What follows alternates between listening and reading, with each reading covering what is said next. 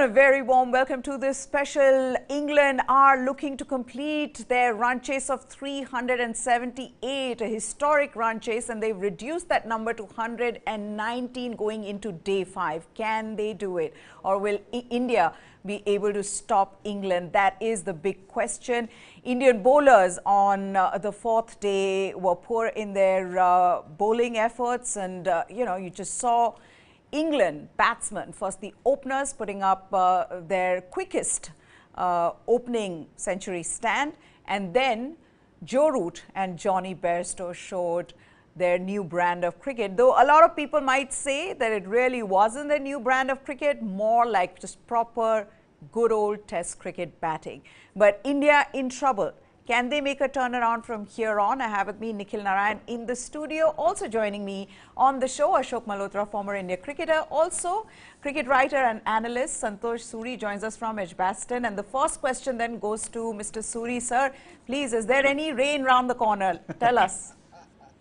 Unfortunately, no rain is around, but luckily there is cloud cover today. So around till noon, I think we are going to have a bit of cloud cover. So hopefully the Indian bowlers can take advantage of this cloud cover and swing the ball early, because they have to get early wickets and get into the action very fast. Within matter of I think 8-10 overs, the England will really, if you don't get a wicket, they'll close off the match. So as for the weather, I think it's a bit of cover, may get a bit of swing. The only problem is that new ball is still 23 overs away. Yeah. So by the time India go for new ball, I think they will be right on the cusp of victory. Like you have said, it will be their highest run chase and it will be really historic win for them. Absolutely. And also the thing being that India were unable to slow the game down. Can they really take it to that new ball?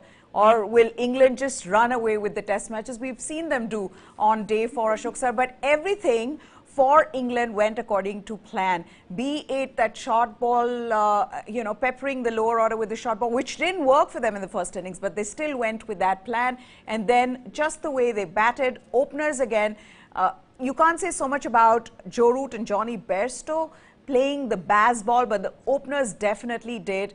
Just the way they came out with that intent, and 107-run opening stand from there, it looked very scary for India. Absolutely, the kind of start they got, which was unbelievable.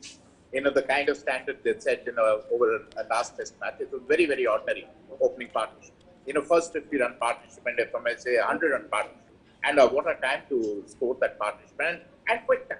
The greatest thing was it was in a very, very quick time. It maybe the McCallum kind brand of cricket, I would not know. But they were playing for their lives. They were playing for their careers, be it Crawley, be it Pease. They both were struggling.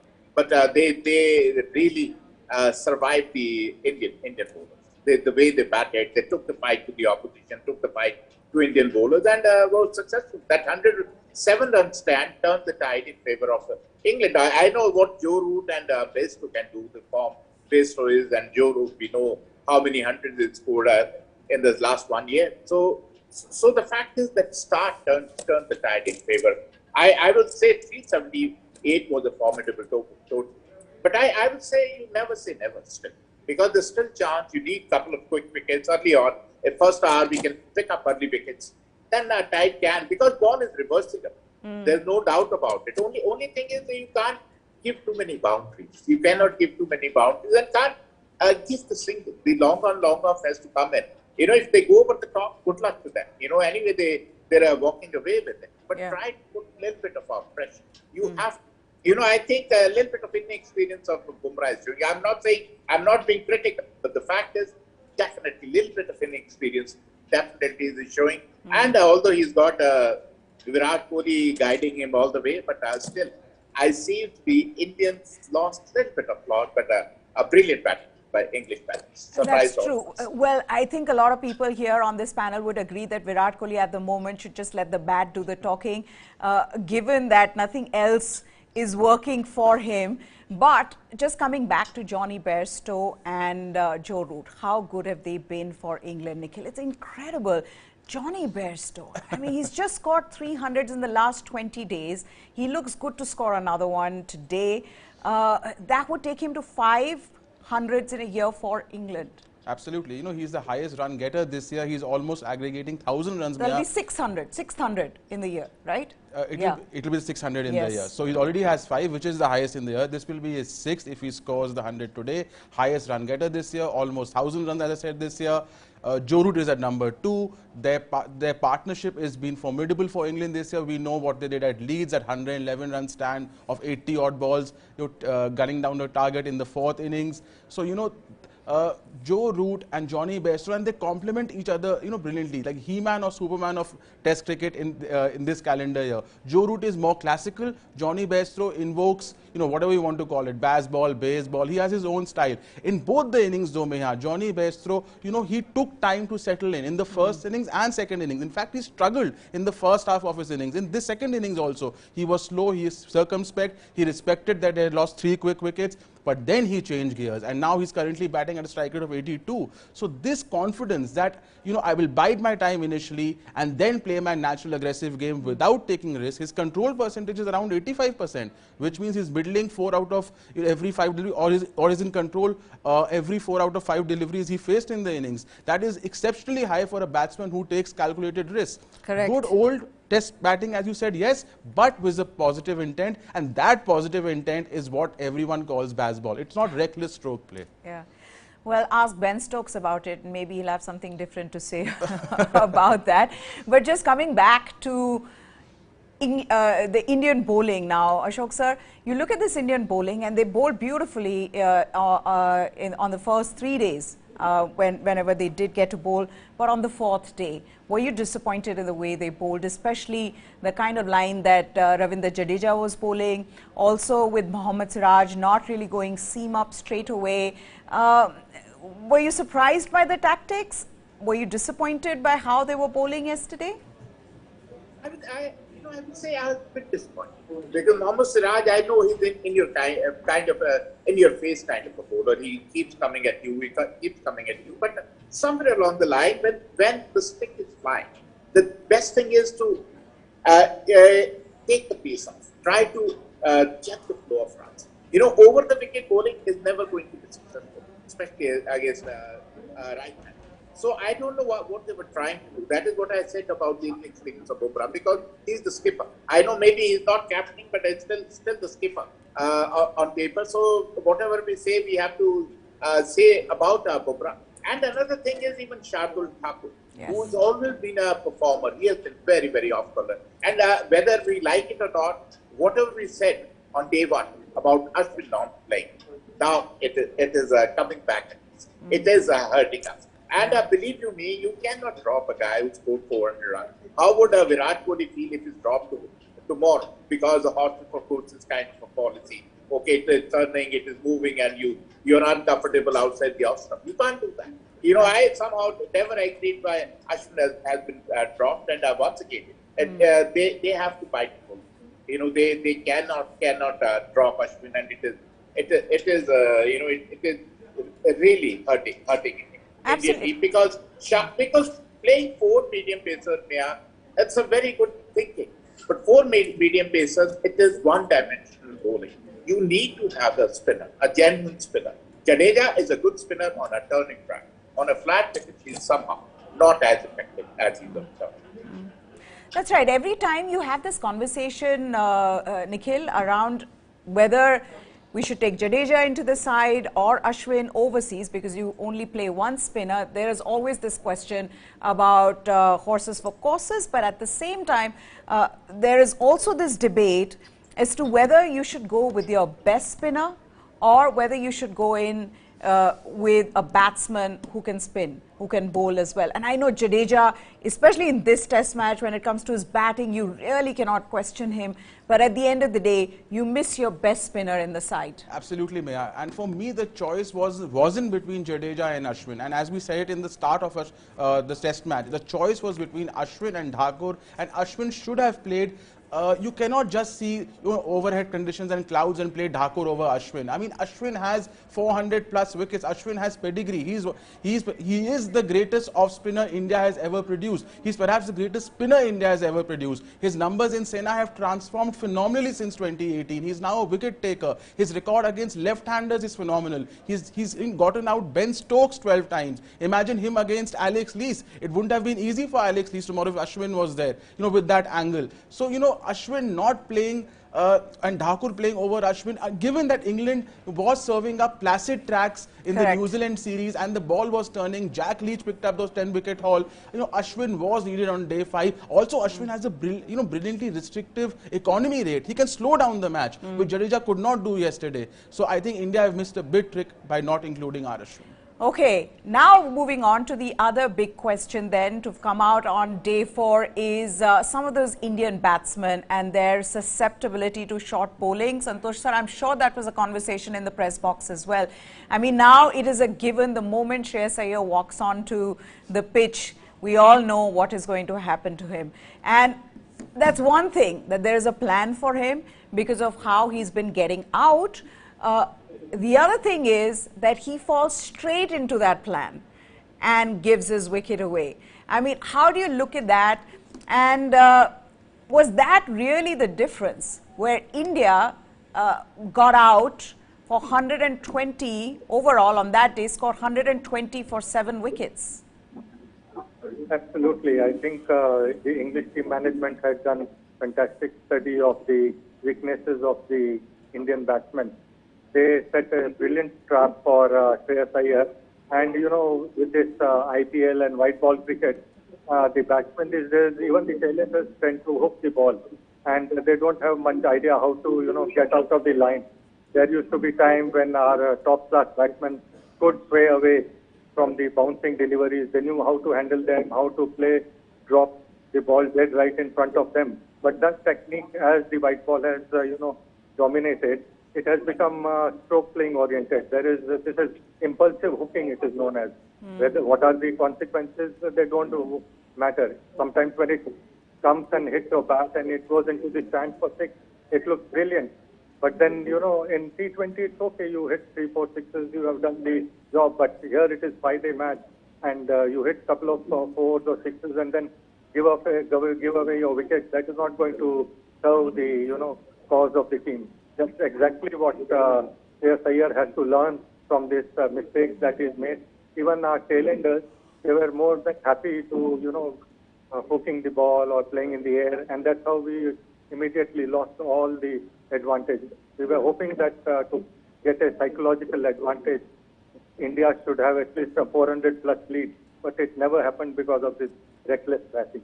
And second also, the plan against, Leach's plan against Pant was excellent. Yes. They bowled him well outside the off stump and didn't allow him to play that famous spikes over the bowler or towards the leg. And he was so frustrated that he played a reverse sweep and gave catch to. True. So great, comeback and thinking by the English team. Yes, and also to see Jack Leach, who had been hit all over the park by Rishabh Pant. 151 is the runs that that Rishabh Pant scored in 97 deliveries, Ashok sir, against Jack Leach.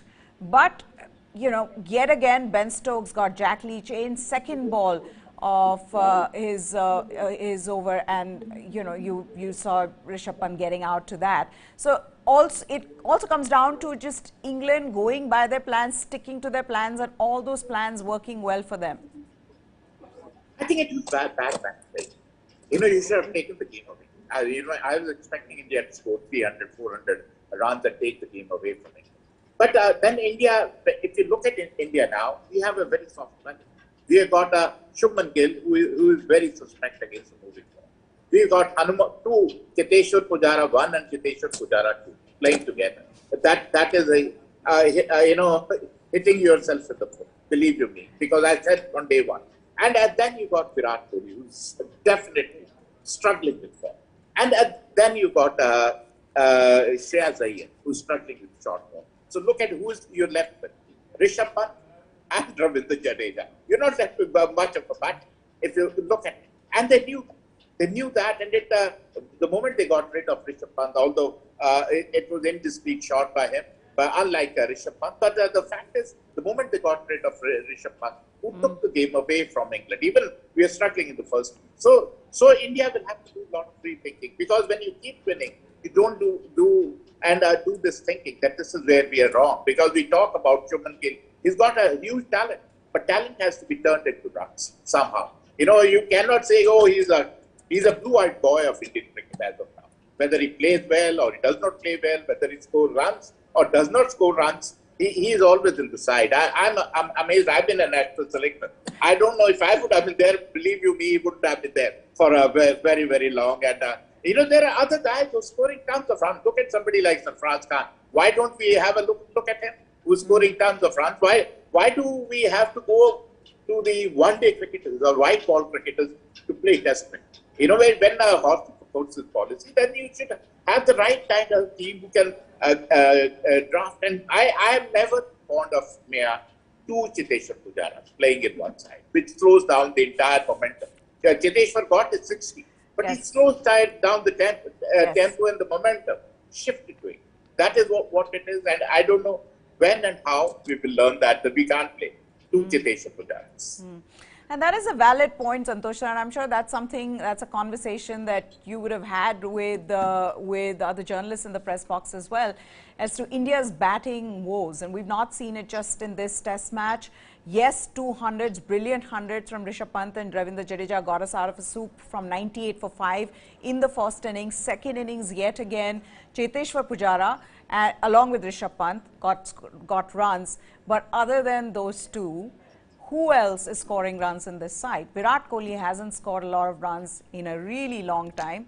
The openers, Shubman Gill, both times very similar dismissals in the way he got out. How not to play in those conditions is how he got out in both the innings. I mean, that's something that you need to avoid in England. And then Hanuma Vihari hasn't been impressive. It is a problem. And if you look ahead to the future, you wonder who are the players who are going to be making India's that top order and middle order. Absolutely. But talking exclusively of this test match, I think we are badly missing our Rohit Sharma and KL Rahul.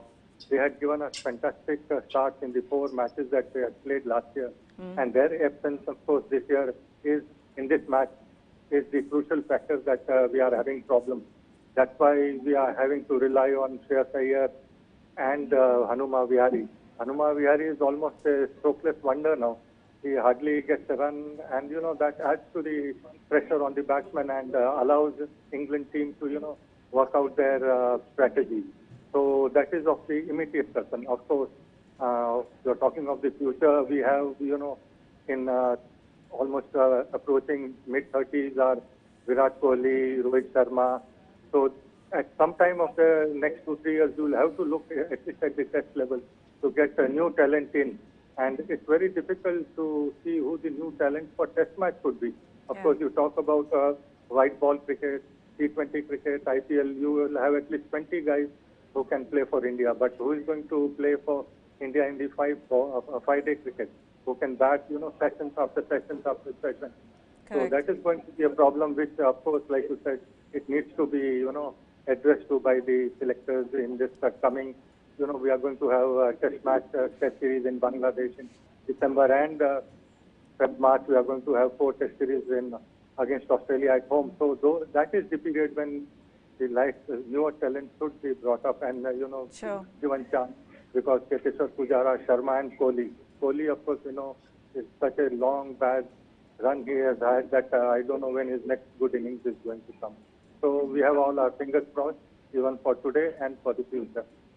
I feel like, I know a lot of Kohli fans would be upset with what I have to say, Ashok sir, but I feel like this overreacting to every success in the team is also a result of him not getting runs. It almost seems like he has no outlet in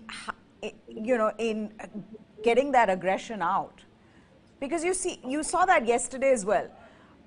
Every wicket anyone else is taking a wicket, Virat Kohli is celebrating like he has had a huge role to play in getting that wicket. And now I don't know whether it's got to do with, you know, a mental thing where he's just trying to stay relevant.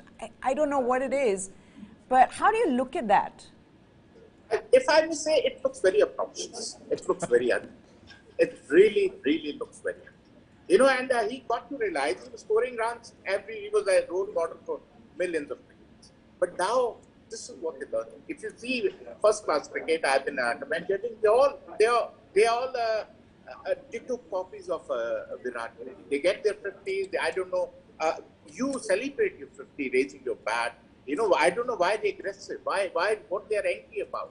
You know, you bet 100, they're angry about something or the other, and they're talking in the air, and we all know what all they're talking. But the fact is, Virat, I mean, they take a wicket, and he celebrates, as he very rightly said, as if he's picked up a wicket. Your job now is to get runs. You concentrate on that. I think you focus your energy in that. You don't focus on these things. People like he's trying, telling the crowd to come on, back us up. You know, crowd, it is okay when you're scoring runs, when you're scoring tons of runs, and people are going gaga over your performance, but not when you're down in the dumps. You know, it looks very, very bad. And I said, it looks very obnoxious, very ugly. And I feel sorry for Virat Kohli as of now. And he's not sending good messages to the coming generation because he's a good one. Also, I mean, just the way he reacted when Jonny Bairstow got out. I mean, the man's just scored 100. You don't do that. Somehow it just seems bad. It just seems bad, and it seems worse. Yeah, it seems worse when you yourself have not been getting runs. It just seems worse. But I'm sure a lot of Virat Kohli fans think it's totally okay because that's the new generation. Too bad. We'll still put our point forward because we can.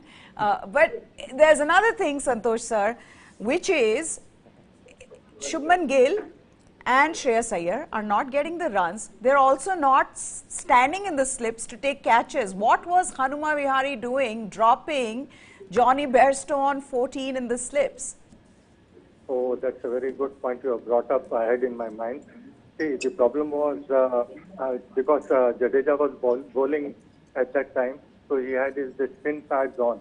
So he probably couldn't have, you know, run around on the outfield.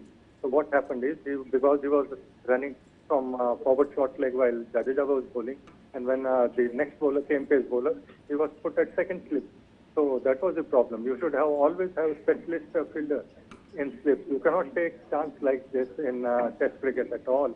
So that is the thing of, you know, practical problem of Hanuma Vihari having shin pads and his guard on and not being comfortable in the outfield. That's why he was placed at second slip, and, you know, that probably we dropped the Pataudi trophy, I think. Yeah, absolutely, because dropping Jonny Bairstow on 14, and now he played himself in and he's looking good. He scored 72 not out.